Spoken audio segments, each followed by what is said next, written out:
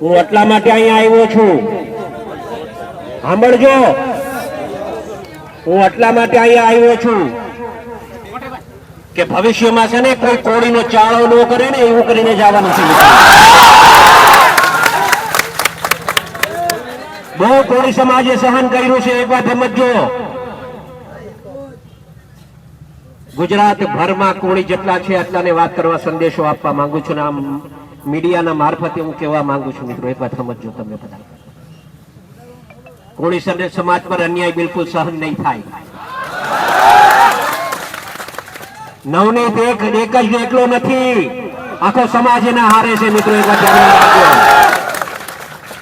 આવા જ્યાં જ્યાં બનાવો બનશે ને હીરાલાલ સોલંકી સૌથી પહેલો ને આપો જ છે.